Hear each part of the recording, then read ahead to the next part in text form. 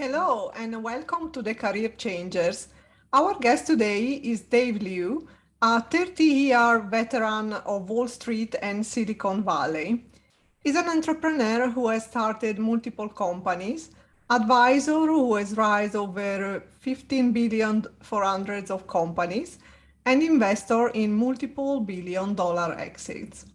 Dave is author of The Way of the Wall Street Warrior, a humorous and irreverent guide to conquering the corporate game from a Wall Street veteran who went from the proverbial janitor suit to managing director at one of the top investment banks in the world. Using tips, tricks, and smart cuts from Dave, we can learn how to build our career for success. The book sold almost 10,000 copies in the first 2 weeks of launch and reached the top 10 Amazon bestseller list in the business finance category. It ranked as Amazon top first hot new release in two categories, business finance and economics. It was also awarded one of the best books of 2021 by Bloomberg and the Porchline Book Company business bestseller in November 2021. Today, Dave is here with us to talk about his career, the best-selling book, The Way of the Wall Street Warrior, and tips, tricks, and smart cuts to build our career for success. Hi, Dave. Thank you so much for joining us. Hey, how you doing? Very good, thank you. That was quite of an introduction. So I'm really curious to discover everything about your career, your book, and anything that you would like to share with us. So let's start with your background. In your book, you mentioned that you went from janitor suit to managing director at one of the top investment banks in the world. How did you start your professional life? Or better, what was your first job? Yeah, so my first job was actually, I lived in Hong Kong. I grew up in Hong Kong, and I worked actually in factories where I assembled electronics. So I assembled watches and Game Boys, things of that nature. And I was doing this probably around, 11, 12 years old. That's when I first started working. So I guess I was the classic kind of sweatshop employee. And then when I moved to the United States for college, my family was in very tough financial situation. We were essentially at poverty. And so I basically had to do whatever I could to make a living. And so in between school, I would work in any odd jobs I could. And so my first real job in the United States was working at Safeway. And I was paid $3.35 an hour. And I was essentially the lowest of the low on the hierarchy at Safeway groceries. And so I did everything that nobody else wanted to do. So I did the cleanup in aisle one when someone spilled milk. I would do the sacking groceries. And then I would have to clean the bathrooms, which I will tell you, one of the most disgusting bathrooms in the world are in grocery stores. I have no idea why. I just think people think that, hey, some kid is going to clean this up anyway, and so I can do whatever I want on the floor. And so that was probably the worst job I ever had because there's frankly nothing that teaches you humility more than being a janitor. And I had to clean up stuff, using ammonia, which I'm pretty sure killed a few of my brain cells. Well, I guess he also gave you a lot of motivation to get out of there. Absolutely. I mean, one of the things that I think crappy jobs, really bad jobs, really teach you is the value of everything. I remember when I was young, and I still do this today, and I'm almost 50 years old. I always think about the value of things and the price of things relative to how much labor is involved and how much of my labor is involved. So when I was really young, I would look at everything, every purchase, every investment, everything I would do in my money relative to how many toilets would I have to clean at $3.35 an hour in order to pay for that, $5 burrito or that trinket that I wanted to own or buy. And I think it really grounds you because it really makes you appreciate how hard it is to generate income to buy the things that you want. And even to this day, as I said, even though I'm almost 50, I still kind of look at those things that way when I'm looking at buying a car or making a purchase. I think about how many hours of work would I have, would the 16-year-old Dave Liu would have had to do at $3.35 an hour in order to pay for that. Oh, that's so cute. Anyway, I really understand. I had some experiences when I was younger as well. So I think, as you say, that tough jobs are good for motivation if you take it in the right way. Like you say, okay, this experience, I don't want to stay here. What I need to do next. Absolutely. I've had so many lousy jobs in my life, and thankfully, the really, really bad jobs I had when I was really young. And I will tell you another thing that doing really bad jobs teaches you is it teaches you to be humble. When I was graduating from the Safeway jobs to working at Target, I worked at Target at the department store. I was a little bit higher than a bagger, so I didn't just do bagging, but I was doing a little of cashiering as well. And I'll tell you, I was terrible at it. And I really wondered if I was just an idiot. I really wondered if, man, if I can't master how to use a Target cashier machine, then am I really going to be good at anything? And Oh. so I think it teaches you a lot of humility when you do really bad jobs. And so thankfully, I graduated from one of the top schools, and I actually got a taste of Wall Street when I was really young, when I was 18 years old. And I got an opportunity to do an internship at Goldman Sachs, which even to this day is viewed as one of the top investment banks. And that experience really shaped me because of two things. One was that the amount of wealth creation I saw on Wall Street just boggled my mind. I was an 18-year-old kid who was at poverty. I ultimately graduated with $100,000 in debt in 1993. So that's a lot of money, even now, but that was really a lot of money in 1993. And just walking around the Goldman Sachs headquarters and seeing artwork on the wall that would represent 2 or 3 or 4 years of my compensation just boggled my mind. And so the amount of money flowing around Wall Street had a huge impression on me, particularly given my financial situation. And then second, I realized by being in that environment that this was actually something that I could probably be pretty good at. I could see what was required to enter the industry. And one of the things that I preach heavily whenever I give advice to people that are thinking about career changes or looking to scale the corporate ladder is I always advise them to observe and study what do people in that job really, really, really do?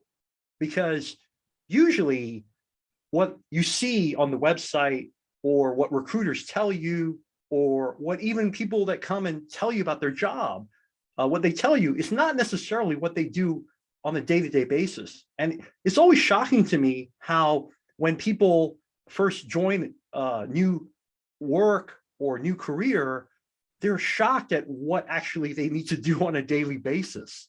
And so when I was really young, I would study and observe very carefully, what do people here on Wall Street actually do, like on a daily basis? And is that something that I can do?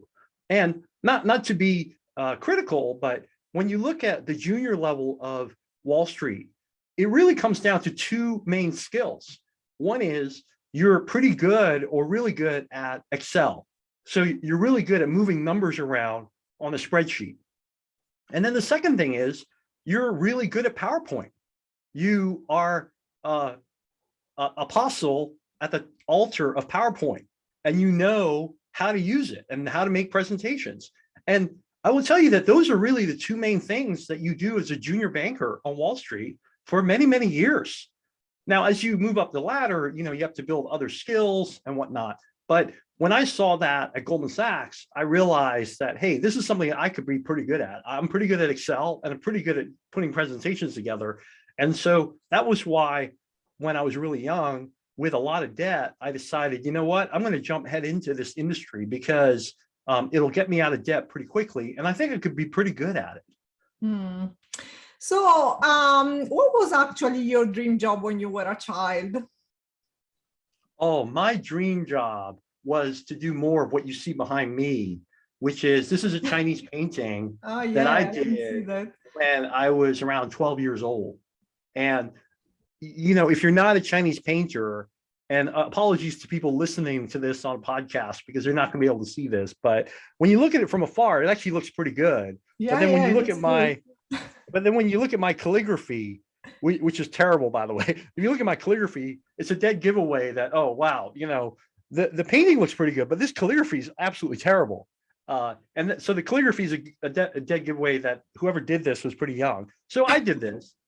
And I would tell you that when I was really young, I really wanted to be an artist. I wanted to write stories. I wanted to paint. In fact, I joke that I wanted to be the Chinese Stan Lee, the guy who created the Marvel Universe. And I used to draw Spider-Man and his enemies all the time when I was a young kid. But as an Asian American kid, particularly, with Asian American parents, there was a lot of pressure on me not to pursue anything like that. In fact, the general advice that you get from parents is you got to do something productive. And for a lot of Asian families, that is focusing on science, technology, engineering, math. So the classic STEM categories. So when I was really young, I wanted to be an artist, a cartoonist, and draw. And unfortunately, reality set in, and I ended up pursuing a career in business, in technology, in finance. But now that I've had the fortune of being able to do lots of different things, I've been able to go back to my original roots. So that's why I decided to become a writer and write this book and put cartoons in it. It's why I've started to think about other things that I want to do, like entertainment and filmmaking and animation and cartooning. It's because I now have the financial wherewithal to pursue lots of different things. Mm. So, you mentioned your education earlier on. So, what is your educational background? Yeah, so I'm definitely, I think, on a relative basis, highly overeducated. So I went to my really young education was that I studied under the British system of education. So I took the GCSE. For your British listeners, they're familiar with it. And so I did that through my kind of K through 12 years. And then I studied at the University of Pennsylvania, and I focused on engineering at the engineering school, and I majored in system science and engineering in manufacturing and robotics. And then I got a business degree from the Wharton School, and I focused on finance. And then I got a MBA from Harvard Business School later, several years later. But I will tell you that, and this is obviously going to be listened to a lot of people, like I've never really been that interested in business. I've really did it more because one, I was pretty good at it. And then two, it opened a lot more doors for me in terms of career opportunity. And so when you look at some of the things I've done later in life, I've really invested in a lot of creative things that I've wanted to pursue, probably when I was younger, but now I can do it now I'm older. So taking on screenwriting at the Sundance Institute, getting a degree in creative writing at the University of Pennsylvania, but this time in the liberal arts school, becoming a video and film editor, and getting certified in that. So I've definitely tried to balance what was originally a very heavy STEM and business background with a lot more artistic creativity now that I'm older. Hmm. So what type of life did you experience during your ascension to Wall Street? We have all this idea of the Wolf of Wall Street, I guess. Yeah, so I'll tell you that there's definitely elements of the Wolf of Wall Street that I experienced head on. So I worked at a firm where we were also involved in some of the scandals related to things like dwarf tossing and some of the funny scenes that you saw in the Wolf of Wall Street, where there's a lot of rambunctious behavior on the trading floor. We certainly had some of that. I remember earlier in my career, we were the financiers to Penthouse magazine, and we had Penthouse magazines all over the trading floor. Now, that would not obviously fly in 2022, but that was kind of the thing that people did in 1993. Mm. We also had situations where I was aware of bankers at other firms who were hooked on drugs and did cocaine before meetings, and it actually made them better bankers being high on cocaine. But for me, a lot of it was just the daily grind of working really, really hard, working 80 to 120 hours a week for 25 years, and flying around the world and delivering results for clients. I like to tell young people that are first interested in Wall Street, essentially what we do on Wall Street is we are providers of liquidity. We are the people that help people raise capital or sell their companies. And that is a universal need all over the world. And so it was not unusual for me, particularly when I became a senior banker, to be in Beijing, London, New York, and San Francisco all in a single week. I'll tell you, there's a story that I wrote about in my book, which was when I was 40 years old. I was at that point, I was already in the business for about 20 years. And I remember coming home one day and I received this nice black envelope from United Airlines. And I opened it up, and inside there was a black card, and it said, there was a letter, and it said, "Mr. Liu, welcome essentially to the Million Mile Club." And Oh, so, nice. yeah, so I'm like, okay, that's kind of nice, right? I got this card, it says a million miler on it, it gives Yeah. me all this extra status, et cetera. And so, okay, great. And then a week later, I got a similar envelope. It wasn't black. I remember it was like blue. And this time it was from American Airlines. And this one also said, "Mr. Liu, welcome to the Million Mile Club," or something to that. Oh. And there was a nice little blue card in there, and it said, million miles. I'm like, okay, great. And then a week later, I got one from Delta, and it also said, "Welcome to the Million Mile Club." And so I went back and I went through all of my statements to just figure out, okay, how many miles do I actually have? And by the time I turned 40, I had flown 5 million actual miles, which, just to give you a sense of what that means that on average, I spent about 10,000 hours on an airplane somewhere for the first 20 years of my life. And if you're a fan of, some of these, heuristics and ideas, 10,000 hours generally is what people use as a benchmark for you to become an expert in something. And Yeah. so, yeah, so I looked at that and like, man, that's a lot of hours that was on an airplane. And so that was a big turning point for me in terms of thinking about making a career change and leaving the business. And so when I turned 40, that started the ball rolling for me to retire from Wall Street. And fortunately or unfortunately, when you work at a firm on Wall Street and you're doing well there, trying to leave that firm is a little bit like leaving the mafia. You don't leave them, they leave you. Yeah. So it took me another 3 years to ultimately leave the industry, but I'm really glad that I did, because I was able to then pursue lots of other things that I wanted to do. Mm. So let's take a step back. I'm really interested about your time at Wall Street, and I wanted to ask you, did you ever feel conflicted with the environment around you?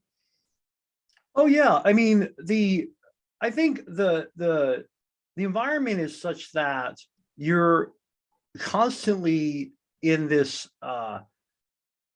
sales mode where you're trying to convince people to hire you.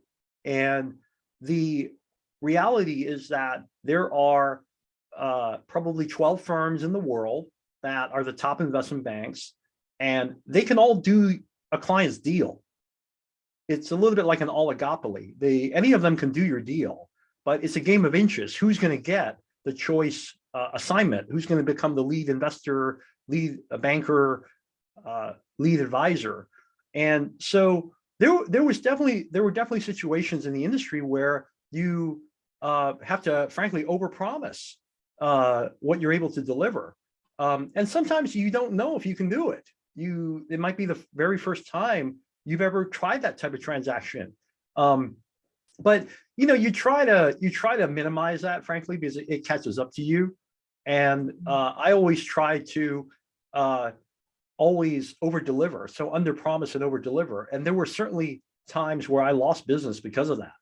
And you get in situations where you see other firms do a lot of unethical things to win business, and you definitely have long nights where you're thinking about it. And I'll give you an example. For a while, I was running the Chinese internet group at my firm. And so I was spending a lot of time in China, and this was the early days of the first .com era. And we were, a very small firm, not very well known in China, but I was pretty well known among the Chinese internet community because I spent a lot of time there. And so we had opportunities. And there was one time where we were vying for a major role, and we were going up against JP Morgan. And I remember one of the investors who was on the board said to me, "Hey, look, if you really want to win this lead role over JP Morgan, you got to do what they're doing." And I, asked him, "Well, what exactly are they doing?" And he said, "You know what they're doing. They're helping out. They're practicing, relationship building with the CEO." And ultimately, I started to learn that what they were doing, and all this came out in the Wall Street Journal, was that JP Morgan had created something they called the Sons and Daughter program, where they would essentially hire the sons and daughters of CEO prospects and give them plum jobs at the firm for basically doing nothing so that they could win business. And ultimately, this got all revealed, and it's essentially corruption in its purest form. And JP Morgan was fined, and the lead banker who was kind of in charge of that was pushed out of JP Morgan. So that kind of stuff, frankly, happens all the time, all over the world. And I think when you are involved in any industry, you're going to see that. And you just have to ask yourself, can you sleep at night? And for me, it was really about making sure that I could live with myself, but also understanding that I'm probably leaving money on the table. I'm probably leaving opportunity on the table, but that's okay, because I don't need to be the very best or make the most money, because there's essentially kind of this economics term called the winner's curse. And essentially what that means is that in an environment where everyone has perfect information, and obviously this is a theoretical model, but if everyone has perfect information, the person who wins does something irrational, because if everybody acted rational, there's no way you could win.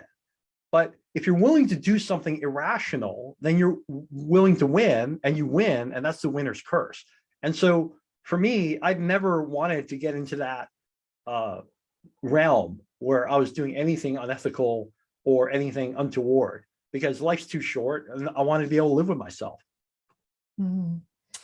So did you do any mistake that taught you an important lesson? during your time at Wall Street?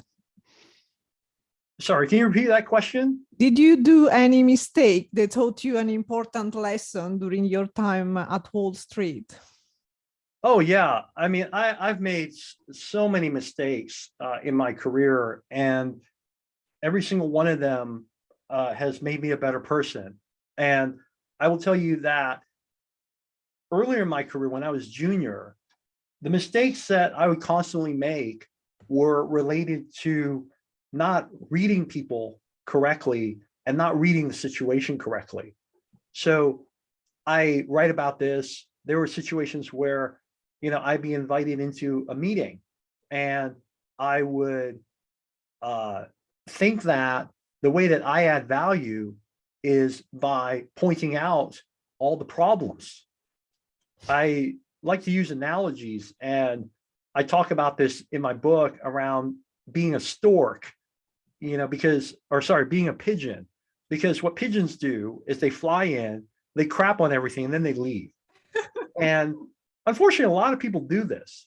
And so when I was younger and I was like this smart ass, I would do that all the time. I thought that the way I add value was I would go into a meeting and I point out all these problems, right? Oh, you didn't think about this or that, right? And I was a pigeon because time would run out and I had to bail. I had to leave. And what I learned is that doesn't ingratiate you to anyone. In fact, it makes people think about you as kind of a jerk. And they start to think about you as the kind of person that if we ever had to eliminate anybody, if there's anybody that we did not want to promote, it'd be that person, because all they do is come up with problems. And one thing that we all know when you're running any kind of business is there's no shortage of problems, right? And so by doing that many times when I was younger, I realized that that's a one-way trip off a cliff. But the way that you really accelerate your career is, rather than being a pigeon, you be a stork. And a stork is essentially the bird that was popularized by Hans Christian Andersen, where the bird comes and delivers the baby. So it delivers solutions. So when I was younger, I would always be a pigeon. But then as I got older, I started to turn into more of a stork. So whenever I identified any challenges or issues in a meeting, I would always try to come up with a solution, so that people would say, like, yeah, Dave raised a lot of good points, but he also had some good ideas, right? He came with some ideas and thoughts. And I will tell you that as a young person kind of rising in your career, this is the single best way to make yourself known, because people love people who bring ideas, particularly if they can solve problems. And so I spent a lot of time thinking about that and doing that, but I only would have learned that if I hadn't, been such a screw up, when I was younger, and tried to be the smart ass who was constantly saying, look how smart I am. And unfortunately, I learned this really young. When I was at Goldman Sachs, remember, I was only 18 when I did this. I was in a meeting one time with my boss, and my boss was presenting, and he got one fact wrong. And it was actually something that I had worked on. So I knew that what he said was wrong. And so, I raised my hand and I pointed it out, because I thought that, hey, man, I'm going to correct it so that everything's correct. And this is how I'm going to add value. And what I didn't realize was my boss's boss was in the meeting. So essentially, I embarrassed my boss. And for the rest of the summer, he never invited me to another meeting again. So I've made lots of these kind of mistakes earlier in my career, and they really helped me. Another mistake I made when I was kind of a mid-level person trying to rise to the top was I realized that the way you rise to the top in an investment bank is you have to be essentially a salesperson. You have to be someone that can deliver clients and relationships. So I would go out and I would pitch as a mid-level person. I would go pitch prospects, and I was terrible at reading the room. I was terrible at picking up social cues, because what I would do is I would go into a meeting with a prospect, and I would have 100-page pitch book, and I would start going through it and talking through oh, look at all this great analysis we did, and look at these pretty charts and all this stuff, right? And I never really understood what was happening until I realized that I'm not getting invited back to any of these meetings. Like none of these people are responding to my follow-ups, right? And then what I slowly realized was that my meetings were terrible. Like I was boring people to tears, and I wasn't talking about what they wanted to talk about. So as I started to learn from my mistakes, I would stop bringing the books. I would stop bringing the 100-page Bible to the meeting, and I would just have a conversation. And I would read the CEO client, and I would pick up like, oh, I see he or she is kind of interested in this topic. So let's go down that path, right? And then slowly but surely, as you start to develop rapport with people and they see the time that they're spending with you as being productive and valuable to them, then you get called back. And so the more interactions you have with someone, then that ultimately builds a relationship. So I kind of, in my mid-career, I kind of messed up the whole relationship building thing. And I was definitely on a one-way path off a cliff if I didn't course correct. But thankfully, I was able to kind of identify, largely through data, by looking at the fact that nobody was responding back and wanted to see me again. By looking at the data, I realized I got to do something different because something here is not working. Mm. Lots of food for thought there. So did you have any enlightening moment during your career that changed the direction of your life? Oh, wow. Yeah. I mean, there've been a lot that I'd say they're micro meetings, small things that really changed the direction of my life. I think one of the main ones was with selecting and determining who was going to be my champion or my mentor in my firm. And I tell people this all the time, like, if you work at a company, the ideal mentor is someone of the same gender and ethnicity as you, because they are the most likely to have gone through what you are going to experience in that organization. And if they can show you the landmines, the HOV lanes, the shadow org charts, like they'll help you a lot in accelerating your career. Unfortunately, Wall Street is primarily still dominated by white men. And so when I was a young guy, there were no senior level Asian Americans at the firm. And so what I did, because the firm was quite small when I joined my firm, we only had about 200 employees and we only had 20 bankers, and I was in the banking group. So it was quite small. What I decided to do was I just decided to aim as high as I could. And so the person that ultimately became my champion, my mentor, looked out for me, was the CEO of the firm. And I think I got really lucky because fast forward 30 plus years later, what I realized about him was that he was just a genuinely really nice person. And he's been very successful in his own right. But I think he saw something in me that might have reminded him of his son or his grandson or someone like that. And I think he really resonated with my story of challenges and overcoming them. And so he really took me under his wing and helped me with counseling on how to get into business school. He wrote my recommendation to Stanford and to Harvard.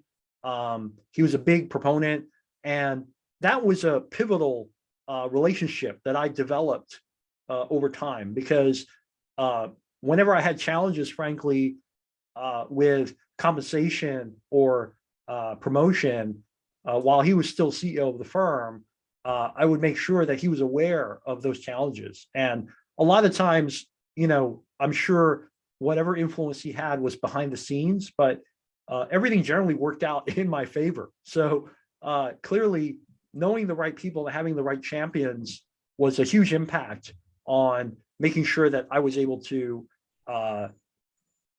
realize kind of my full potential at the firm. So you mentioned earlier that you left your high-profile, high-paying job in your early 40s on your own terms while still on top. And you say that walking away from a lucrative job at a prestige firm was like resigning from the mafia, but you did it anyway to save your life, your family, and your sanity. How and when did you start thinking about leaving your career behind? And why did that save your life, your family, and your sanity? Yeah, so I started actually thinking about it right around when I was promoted to the managing director job, which was in my early 30s. So I knew that I was really entering a period where I would be maximizing my earnings potential because now I was uh, a partner, essentially. I had signing authority and I had a team working for me. But I also saw what had happened to lots of people in the industry, people that had progressed beyond where I had. And being very open, I saw a lot of people that were unhappy. They made a lot of money and were very powerful, but fundamentally were not happy people. They were, in many ways, the cliche. And we all know things become a cliche for a reason because there's enough data to support it. And what I saw was a lot of broken marriages.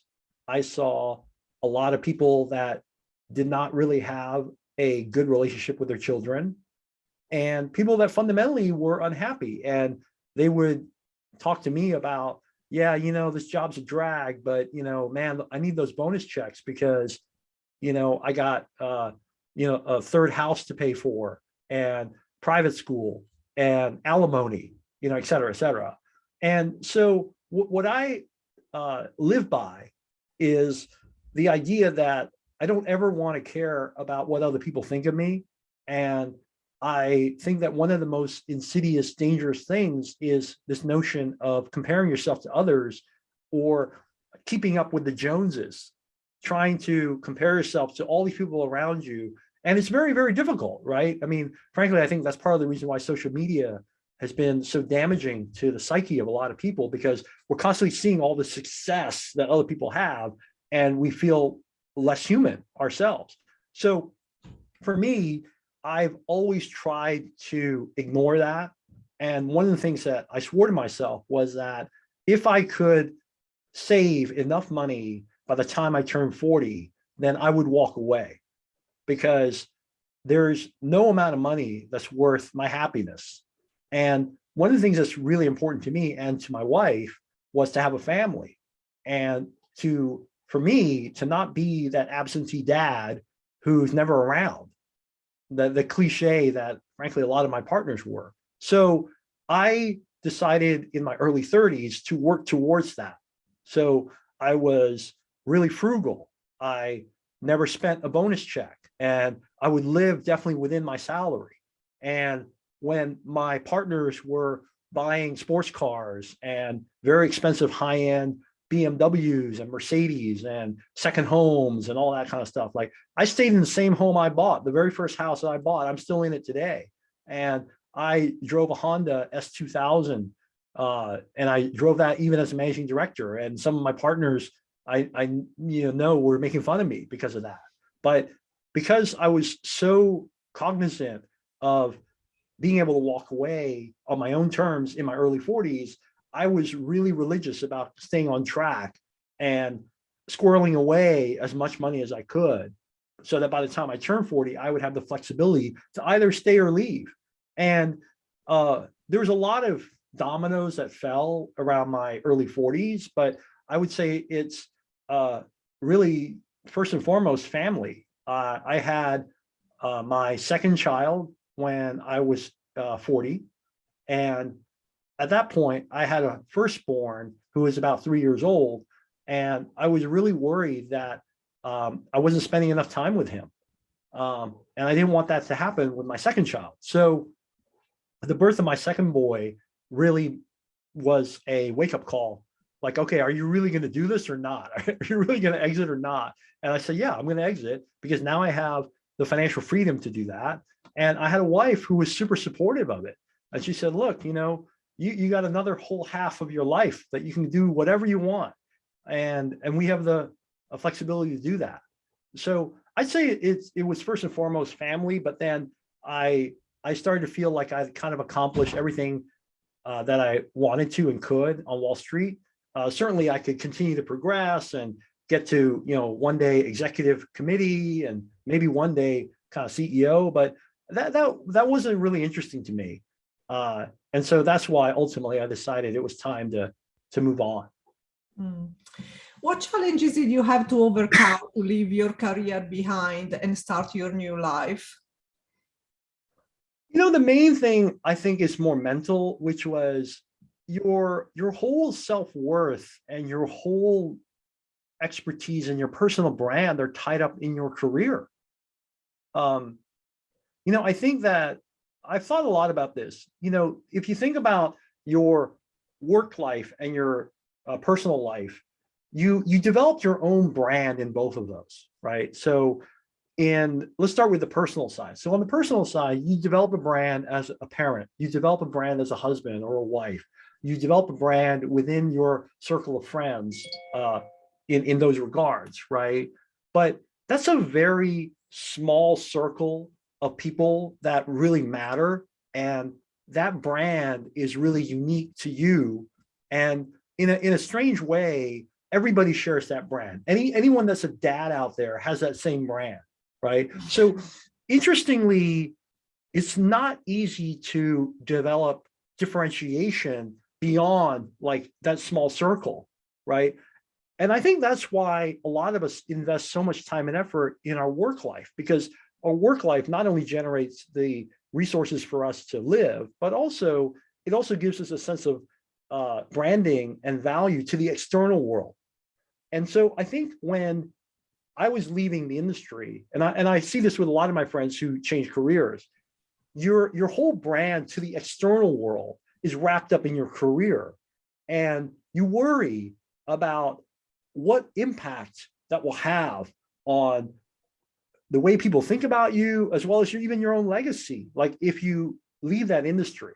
And so for me, a lot of my external brand was wrapped up in being this great technology banker and being this guy who, was able to see trends in the internet space, earlier than a lot of other people. And I worried about, okay, if I exit stage right and I do something completely different, not only am I abandoning that brand that I've spent 30 years developing, but I could really be screwing up my external brand to the world by doing something that is a complete failure. And so I think that's kind of one of the biggest challenges mentally. You just kind of have to get over that. And for me, I think being focused on not caring what other people think, and then focus more on the smaller internal brand that you have with your friends and family is much more important. And one of the studies that I read about and have been following for a long time has a huge impact on me is the Grant study, which is done by Harvard Medical School. And the Grant study essentially is a longitudinal study of a class of graduates from Harvard over a long period of time. And what they're trying to figure out over this 40, 50-year period is what are the keys behind healthy aging and happiness related to that. And they really found two main things. One is that the people that towards the end of their life have had the healthiest aging, the happiest end of life, were people that were able to deal with adverse situations and bounce back. So they had good defensive mechanisms, right? And then the second thing is that they had a pool of strong long-term relationships that they had invested in, and these other people had invested in them. And most of the time, it related to their family or to a close circle of friends. Now, notice that what they didn't find was people with a lot of wealth, right? Money had no correlation to this at all. It wasn't people that were really powerful.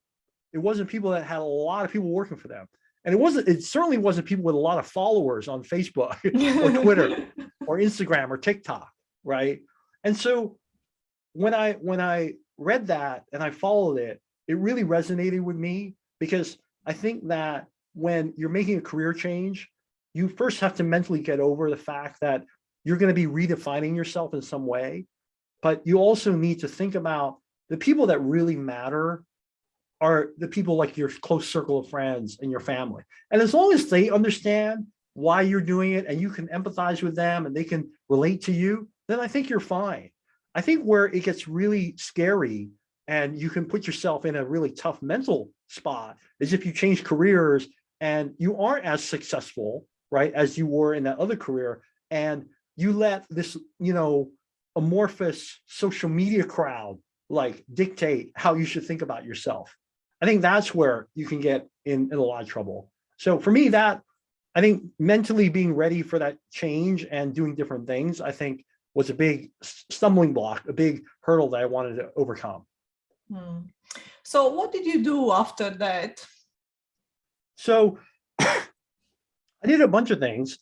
First and foremost, when I was a banker, I was essentially, like I said earlier, in the business of providing liquidity to a lot of other founders and CEOs. And I made a lot of people really, really wealthy through IPOs and through selling their companies.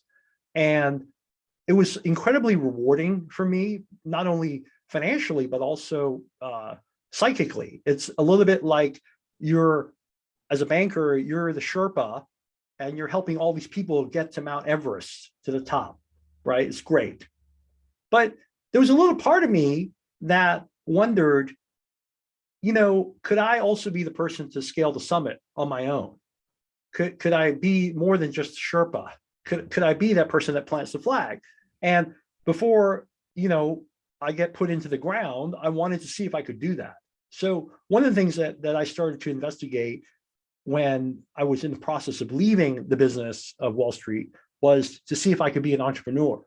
And so I ultimately did that over a 7-8 year period. I started 4 companies, one in technology, which ultimately got to almost 1,000 employees, one in asset management, where we were investing not only our own capital, but other people's capital.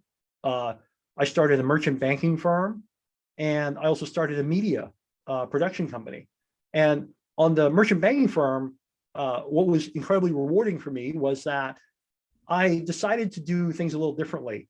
I had been observant and worked with lots of the top investors in Silicon Valley for a long time. And what I noticed was that there was kind of 2 types of firms that did really well over 20, 30 years. One was the kind of firm that really developed some core expertise in some areas, and they were really good at picking and choosing the winners in that category. But you needed a lot of resources and expertise, and you needed a good team to do that. And I wasn't really interested in building like a huge team to do investing and to advise companies. And then the second type of firm that was super successful were those that just invested in everything. So if you saw the beginning of the internet, you just invested in everything because you knew that the whole category was going to do well. So Web 1.0, Web 2.0, now Web 3, right? It's like, let's just invest in everything because we know that some are going to die, but some are going to be great. And the whole tide is rising. So for me, I actually developed a different model. What I saw for myself was I liked being an advisor to companies. I actually enjoyed that part. But what I didn't enjoy was flying 5 million miles around the planet and not being at home. And so rather than chase every single deal on the planet, I would just focus on those companies, those founders that I really, really liked. And I would invest my own money and I would invest my time with those companies. And essentially, I would become their right-hand person.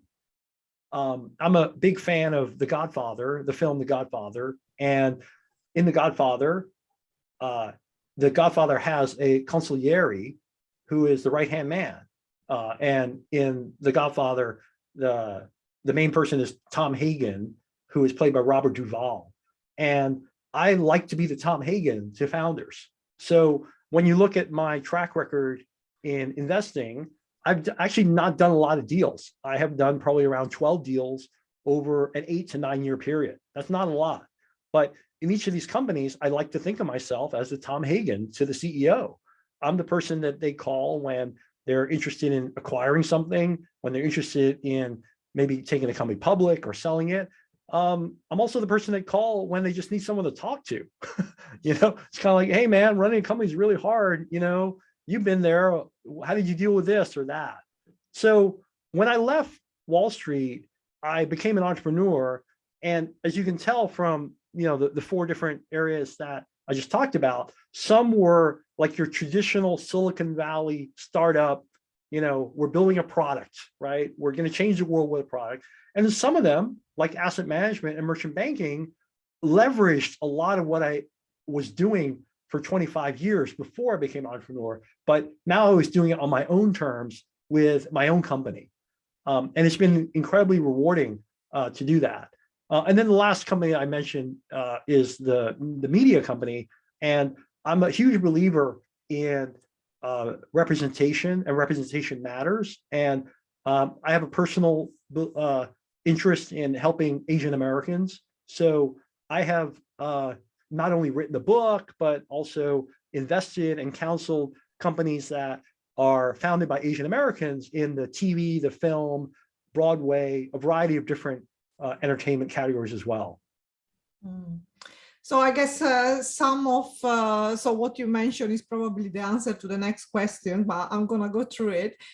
We often forget how each of us, with our choices, can have a positive impact on the world.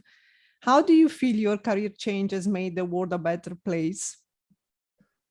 Yeah, so I'd like to think that I've made the world a better place by two things. One is by just sharing ideas.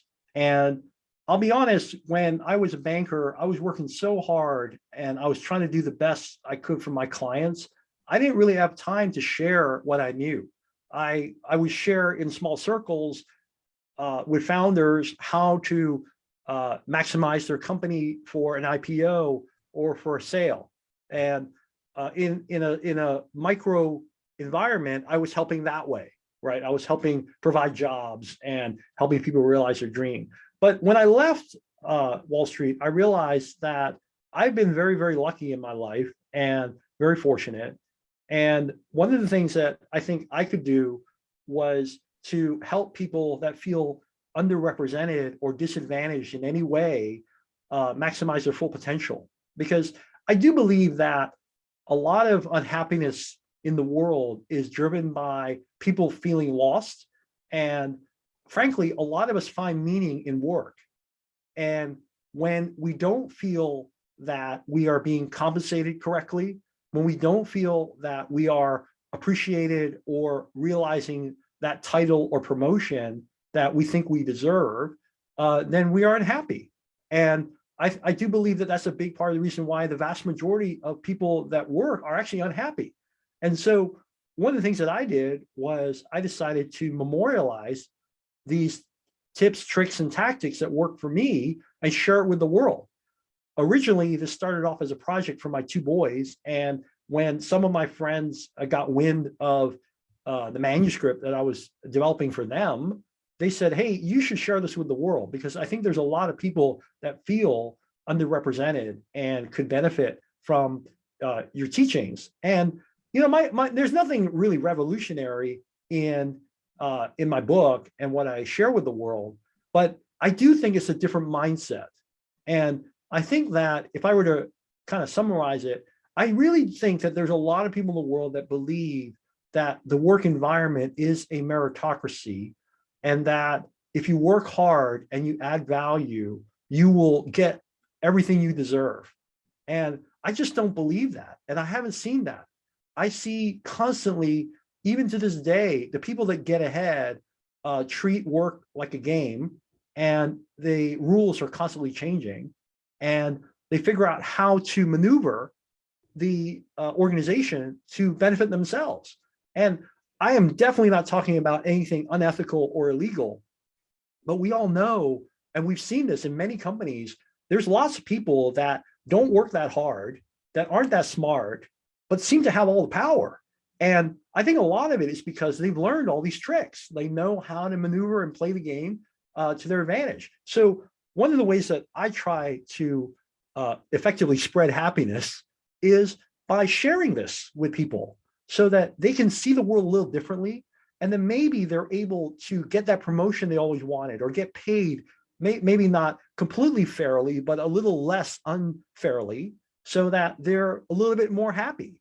So that's one way that I've tried to, help. And then if you kind of double click on, my ethnic background, I think a lot of Asian Americans are very frustrated, particularly in corporate America, because when you read some of the research from Harvard Business School, Asian Americans are actually the least likely to get promoted.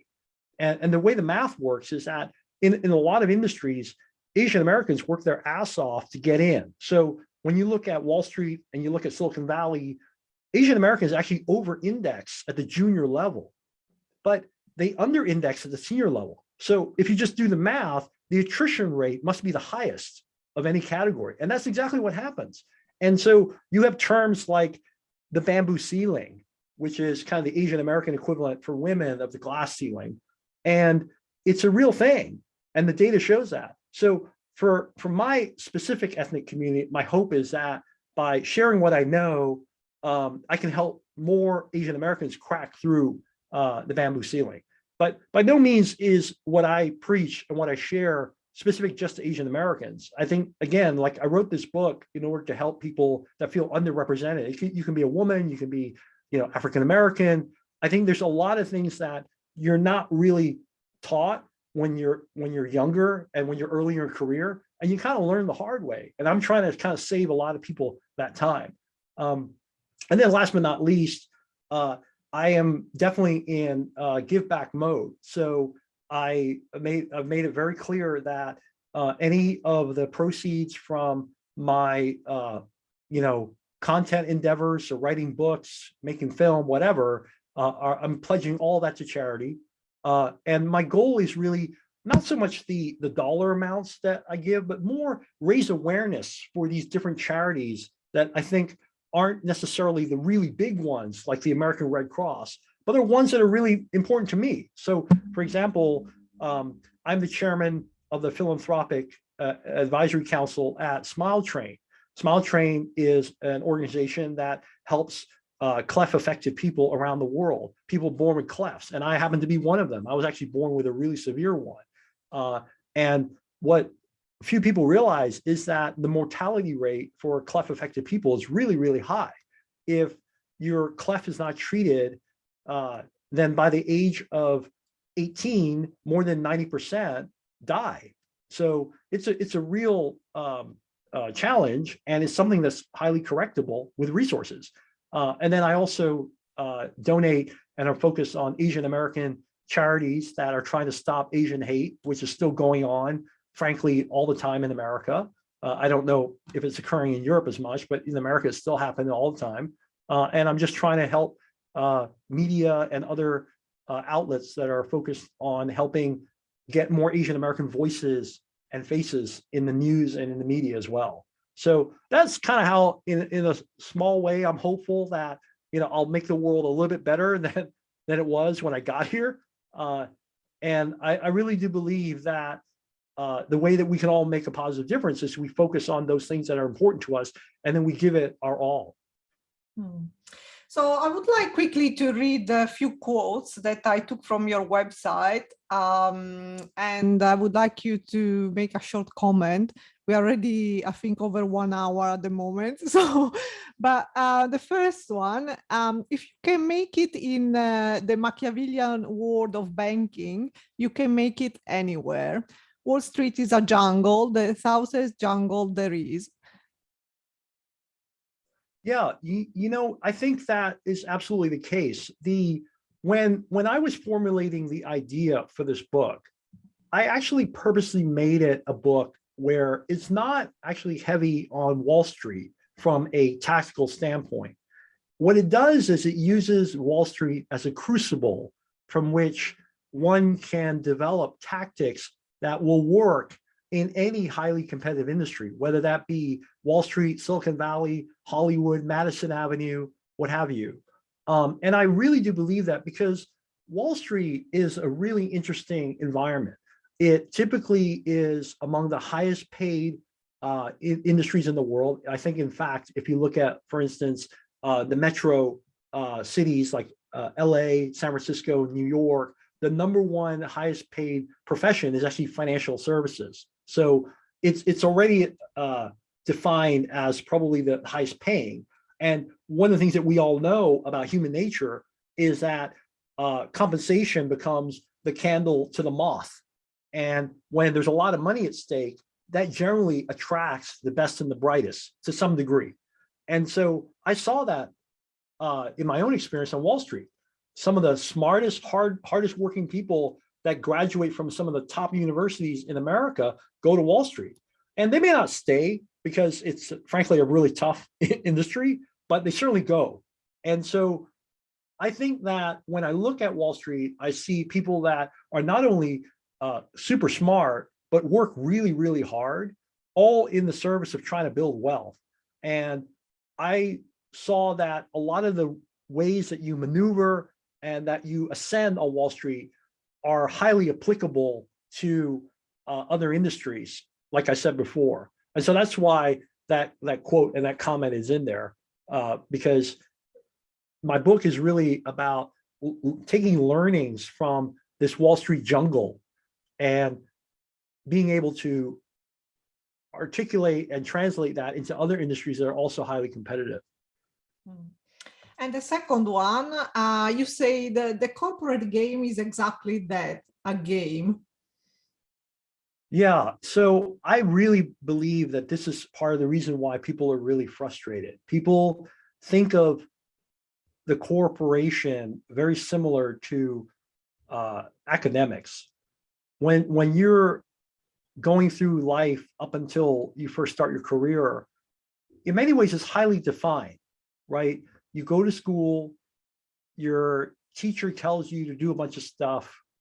There's homework to make sure that you're learning what they're teaching you, and then there are tests to double check that you really are learning what you're doing. And in many ways, the input output is highly defined throughout our younger lives. But then you get to the corporate world and you realize quickly that the rules that you're told aren't necessarily the rules that apply to everybody. And I'll tell you a quick story. I gave a keynote speech at a conference where there was a lot of minorities there. And I asked the audience, I said, how many of you guys believe that the corporate environment is fair, right? And a few hands kind of went up. Not a lot, but a few. And then I said, for all of you that believe that, let me ask you another question. Do you ever have anyone in your work environment, either a coworker or a boss, that you look at and you wonder, how the hell does this person have this job? How is this person my boss? And every hand went up. And I said to them, that's why you know that it's not fair, that there's other ways to get ahead in your company. And the key is to figure out what those are as fast as you can. Because if you don't figure those out, you're going down a path of frustration. You're going to be working for people that you go like, I don't know what this person does, but I need to figure it out fast because I can't continue working for this person. And so that's why I say that there's a whole bunch of unwritten rules that you need to learn. And unfortunately, every company is different. Every company is a conglomeration of people, and we all know people are different. So I wish I could tell you like what are the unwritten rules at your company, but I can't. And that's why, going full circle, that's why I said one of the best ways to kind of figure that out quickly is to actually find someone in the organization that's more senior than you, that's been there a while, that is the same gender and same ethnicity, because they have seen some of these challenges. They kind of know what the unwritten rules are. And the rules are always going to be changing, but they can at least download to you like the latest state of the art, the latest playbook. The playbook may not work like a year from now, 2 years from now, but they can at least teach you what has worked up to that point.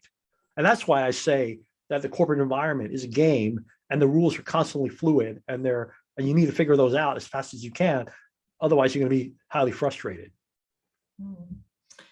Well, it's been amazing having you here, and we are approaching the end of this episode. Even so, I wrote so many more questions. Maybe we'll keep it for another time. But really, the last question, if you could give yourself a piece of advice, what would you say to your younger self? Yeah, the best advice I would give to myself is, and I say this to myself all the time, and I give a lot of speeches at universities, and I say this to them, to young kids, is like invest in people. Like, and I know that sounds really cliche, but when I was younger, I invested a lot in learning about, math and science, and that's all great. But what I wish I had done earlier was really invest in people and understanding what makes people tick. Because if I would say, if there was anything in my career that really helped me and helped me kind of hit that escape velocity, was really starting to really understand that people are irrational, that everyone's different, but that the key to getting ahead in life is actually to figure out what is motivating people. What are the incentives that are necessary to get them to do what you want them to do? And these are things that unfortunately you can't learn in a book, and you need to learn by trial and error and with a lot of practice and with interacting with a lot of people. And I think that if you do that, if you invest in people and learning and understanding people earlier in career, I think that opens up a lot more opportunity for you. Because let's face it, unless you are a writer in a solitary cabin by yourself, you're going to have to learn how to work with people. You're going to have to learn how to mobilize a team, how to get customers to buy your product, how to get investors to invest in your company. And all of the same rules apply around investing in people. Like, it's the same kind of rules. Like, the same motivational tricks or incentives that get people to invest in your company are the same way to get people to join your company. The same way that you get people that work for you to work a little extra time to help you get that project done. And so, again, if I could go back in time, that's what I would say to myself. Invest in people, invest in learning in people, and it will bear dividends for you throughout your entire life. Well, thank you, Dave, for joining us today and sharing your inspirational career change story and wisdom with us. Thanks so much for having me. It's been a pleasure.